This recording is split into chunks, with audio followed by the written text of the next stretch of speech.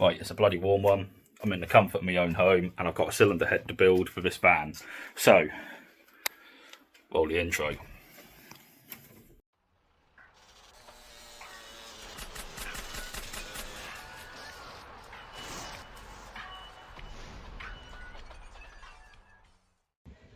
Right, so we've finally got a cylinder head back from EDS. They finished machining it. In the end, 2 of the pre-cups dropped out, so I asked them to press all 4 out. They ended up knurling the pre-cups, and they've put the pre-cups back in with some Loctite. Apparently it's the same Loctite as what they used to put sleeves into decks and stuff after they've been machined. So hopefully we won't be dropping a pre-cup on one of the pistons later on. I say hopefully, that's also like one of my greatest fears with these XUDs. But yeah, as you can guess, and you can see that I'm working from home today. I can't be bothered to be down the unit. It's absolutely lush weather here at the moment. So, don't know what it is. I think it's something like 28 degrees, something like that. It was forecast, so it's absolutely ridiculous. But trying to make the most of the weather, being at home. Got beer on the table. Go in the conservatory in a minute, and it's far hotter in the conservatory than it is out here. But then I'll start building that cylinder head up and I'll put you on a time lapse for it.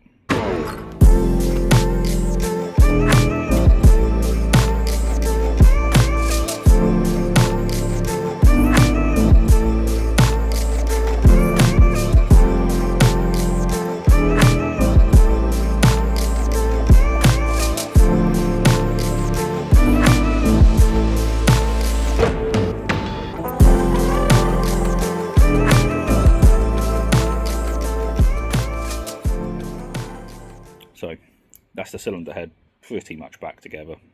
As you can guess, I filmed the other clip after doing the cylinder head, because I'm still sat here with an ice cream and I'm still eating it. But I have sort of messed up a little bit. I forgot to bring a set of feeler gauges back with me, so I could put the shims and buckets back in. To be fair, there's nothing really stopping me from doing that at the moment, so I might go do that in a second. But spring some buckets back in, put the camshaft in, torque it back down the spec, but then I can't measure it because I've got no feeler gauges, so that'll be a job for another day now. I'm not going to drive all the way down to my unit just to pick up a set of feeler gauges. Going forward though, that is pretty much now the cylinder head complete. I've got everything else sat here now, I believe, to build the engine up, so it's only one way to really find out, and that's to crack on with it. So once I've got all the cylinder head back together, I'll probably check the what do you call it, check the tolerances on the buckets and everything. I'll measure them up either probably Monday or something like that. So currently it's Friday, it's my day off work, got to go pick my daughter up in a minute. And then we've got the festival and car show this weekend, so we're going to Slam Dunk, and then we've got Tucked at the museum. So jam-packed weekend with her, and trying to cram in building this engine as well. So hopefully the next clip will be either a camshaft back in the cylinder head, me potentially measuring it up, or we'll be putting it straight on with a head gasket. So see you in a second. So something I've just realised, which I'm guessing one of you keen-eyed viewers will pull me up on as well, is you don't actually see me lapping the valves in at all. I've already done it prior, so that was a job I actually did off the camera. Didn't think it would make for very good content, to be honest. Nobody wants to sit and watch a grown man rubbing one out for like nearly 2 hours straight, so yeah. I thought I'd save you guys the agony of having to watch that. But yeah, so we've got to get back on with the engine again now. Right, well, it's been a minute since that last clip. We've had a few different things going on. Killed the sedan, been to Download Festival, and been doing other things. So with the engine, we've made some more choices. I'm going to be keeping the engine fairly tame now. I've decided I just need the reliability factor. With killing the sedan, I need to know that I can hop in my daily every day and it's going to do its job. So I had a dig around my parts bin, and I actually found some 16 valve HDI Conrods, some 783s. They're the genuine ones, not the ones what are like the 8 valve rods. So 783 beadhead. Not every beadhead block you open up has the genuine 16 valve rods in. It's to do with age and stuff like that, and to be honest, I can't remember the right mix of numbers to be able to find the correct rods. So 783s, if you ever want to go look for them again. So yeah, these are the rods sat here. They do need stripping, cleaning up and everything like that, and I do have some brand new King bearings to go on them. So in regards to the block, what we've got to do now is strip the bottom end out of her. I need to try and make myself a bit of a clean zone to work. Let's just give this a shove out the way. And then, so you can't see at the moment because it's masking taped up, but I've got to get in the top of the deck here. I've got to break the carbon which is in the tops of the bores, and then we should be able to undo the bottom of the conrod and pop the piston up and out. Now, with any luck, when we open this up and drop the conrods out, I'm hoping to see like no wear on the steel crankshaft. If the crankshaft is warm, I do have a spare 2 litre HDI crankshaft which is compatible and will go straight in, but at the moment we're trying to keep the work to an absolute minimum. So if I can break the carbon nicely and get the pistons out without damaging the rings, we won't be doing the bores, we won't be honing them. However, if the rings look damaged or anything like that, it's going to be crankshaft fully out job, and I will be honing, and then I've got brand spanking new piston rings which I can drop in as well. Again, I don't really want to put the piston rings in because they're meant for her, but worst case scenario, yes, they will be going in. So yeah, first things first, I'm going to pull the engine out. I'm going to probably get it in the middle of the room here where I've got plenty of space to work on it, and then I'm going to, well, make myself a little makeshift table, so when I start plopping bits out I can clean them up and just crack on. Probably see I'm suffering with a little bit of hay fever at the moment. Also, to add from the last video, the cylinder head, I never did finish doing the valve clearances on the cylinder head. I couldn't find my micrometer to be able to measure the shims or anything like that. I also haven't actually gone in with feeler gauges yet, so I might even find that I haven't got to skim any of the shims down or anything like that, but it's just been, time has been against me. Now I've really got to get things shifting because I really need this van back, so let's start cracking on again. Right, so I've just removed the tape off the top of the deck, and then I've re-taped up all the oil ways and everything. Looks like the tape glue has been reacting with the deck surface because we have got a little bit of corrosion forming, but looking at it, that carbon lip isn't as bad as I thought it was, so hopefully this won't take too much work to break that off. I've got some aggressive cleaner to use. We'll see if that will do it, and then if not, it's going to be like a scotch pad or something like that, just to break the top there. We haven't got to worry too much about the hone marks because obviously piston rings only come up to here anyway, so as long as we can clean that off and get the pistons out without damaging the rings, we should be able to reuse the rings what are on the pistons. I prefer that idea because it's already bed in. Okay, so that's the carbon now broken off the tops of the cylinders. In the end, Aidan, when it zooms back into him, there he is, came to the rescue with some red Scotch-Brite. Tried using green, piece of shit.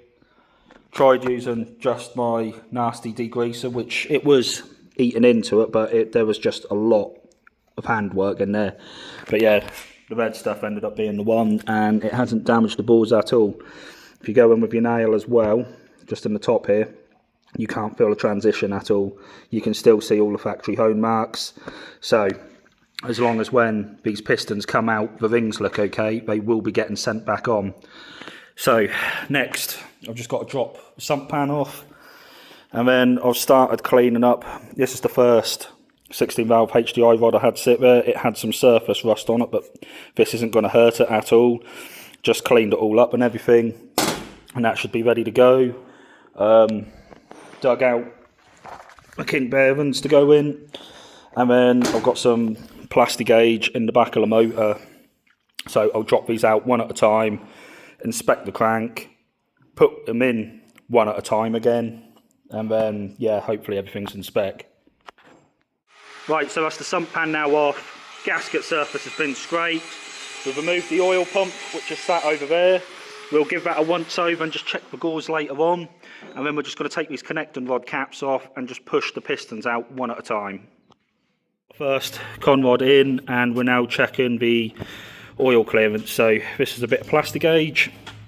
What you do is you drop that in, put your bearing cap on, torque it all down, and then in here it gives you your values. So once you remove the cap again, you'll see this squished and you measure it with this. So we'll quickly do that. Right, so that is the big end cap now torqued up, so that's 20 Newton meters plus 70. So yes, this book is for XUD and DW10, but it is the same torque value when you look it up as well.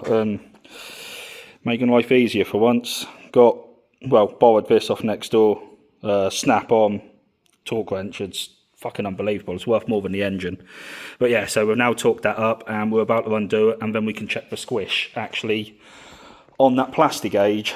So I'll just put this down because I don't want to keep walking around with it. And then yeah, we'll quickly whack that cap back off, and then we'll get the little scale there and we'll work out exactly what our clearances are. And then yeah, I've only got to repeat that another 3 times before I can actually start assembling the head and everything back on. So, but we're making progress. So finally on to putting the last piston in, and I just thought I'd do a nice little comparison. So here we have the standard 8-valve XUD rod. As you can see, quite skinny on the top of the small end there. Compare it to the 16-valve and significantly more meat. And then also you start looking down towards the bottom of the rod, again more meat in here.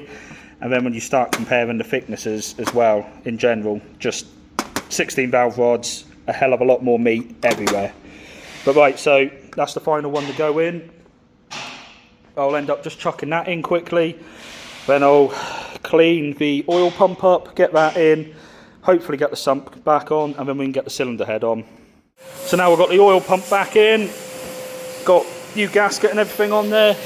We now have the HDI Conrods in, and we've just cleaned the oil pan off. So oil pan can go back on, and then we can flip her over, torque everything up, and hopefully get this cylinder head on.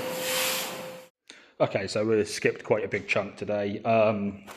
I've ended up, got all the pistons in and everything, all the rods are in. I've chucked the head gasket back on, I've got the head back on. All the head bolts at the moment are just loose. That will be until I can borrow the torque wrench again tomorrow and torque it down properly. Yes, I have got a torque wrench, but that snap-on one with the digital gauge just makes life so much easier. So I've literally just rested everything on now. I've gone for a composite head gasket in the end. Kept on saying about putting a multi-layer steel on. The deck was flat, but I don't believe flat enough. And with a composite gasket, you have got the upside of it will lay on a slightly uneven surface. So considering we're not going to be pushing too much boost or power through this one, I decided that was probably the way to go.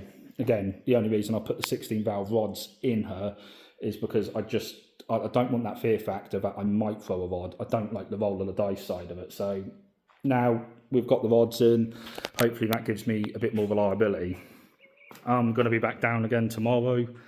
To be fair, I'm probably not going to do any filming tomorrow, so I think I will call this it for this video. I'll give you a quick scan over the block and we'll just have a look at her.